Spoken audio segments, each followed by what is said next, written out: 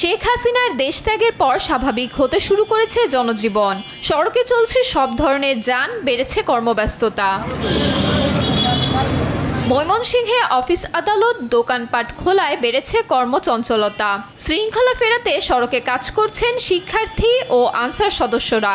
এতে নির্বিঘ্ন যান চলাচলে ভোগান্তি না হয় খুশি সাধারণ মানুষ। সুন্দরভাবে চালাতে হবে তো সেই যানজট হয় না, মানে আগে থেকে অনেক ভালো হয়েছে। কোনো যানজট নেই, কে আগে ট্রাফিক থাকলে যানজট বেশি হয়েছে, তাদের ডিউটি সুন্দর হইতেছে।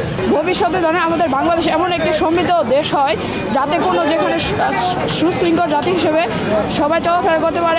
শিক্ষার্থীদের সহায়তায় যান চলাচল নিয়ন্ত্রণ করতে পেরে খুশি আনসার সদস্যরাও। সহযোগিতা অব্যাহত রাখার প্রত্যাশা শিক্ষার্থীদের। শিক্ষার্থী আমাদেরকে সাহায্য করছে, এখন ট্রাফিক আইন শৃঙ্খলা খুব ভালোভাবে চলছে। আমাদের দেশ, আমরা সবাই সুশৃঙ্খলভাবে ট্রাফিকটাকে পরিচালনা করছি, এটা তো আমাদের গর্বের বিষয়। লক্ষ্মীপুরেও অনেকটা স্বাভাবিক হয়ে আসছে জীবনযাত্রা। জেলায় প্রায় ৩০০ শিক্ষার্থী অংশ নিয়েছে ট্রাফিক নিয়ন্ত্রণে। সেই সঙ্গে কাজ করছে রোভার স্কাউট, বিএনসিসি ও রেড ক্রিসেন্ট সদস্যরা। কর্মব্যস্ত জীবনে ফিরছে সাভারের মানুষ। সড়কে বেড়েছে কর্মব্যস্ত মানুষের চাপ। এখানেও সড়কে স্বেচ্ছাশ্রমে কাজ করছেন শিক্ষার্থীরা। আমরা ছাত্র সমাজ চাই একটা সুষ্ঠু বাংলাদেশ এবং সুষ্ঠু নিরাপদ সড়ক। আমাদের সকলকে এগিয়ে আসতে হবে এবং সকলকে একসাথে কাজ করতে হবে। আপনারা আমাদের পাশে এসে দাঁড়ান, আমাদের সাহায্য করুন, আমাদের সহযোগিতা করুন।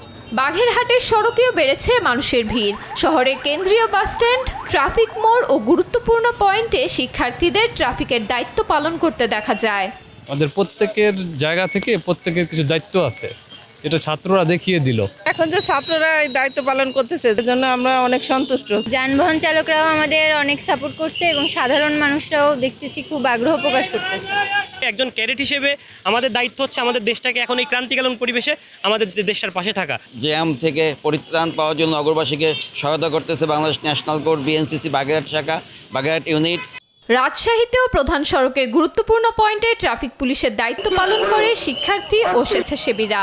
এদিকে বেলা ১১টার দিকে সাহেববাজারে জাতীয় ভোক্তা অধিকার সংরক্ষণ অধিদপ্তর ও সেনাবাহিনী সাধারণ শিক্ষার্থীদের নিয়ে বাজার মনিটরিং করে। এই যে দ্রব্যমূল্যের ঊর্ধ্বগতি, এটা যে সবার নিয়ন্ত্রণের মধ্যে থাকে। বগুড়া শহর পরিচ্ছন্নতায় সকাল থেকে সড়কে নামে শিক্ষার্থীরা। পাশাপাশি ট্রাফিক নিয়ন্ত্রণেও দেখা যায় তাদের। এতে অংশ নেয় প্রায় শতাধিক শিক্ষার্থী।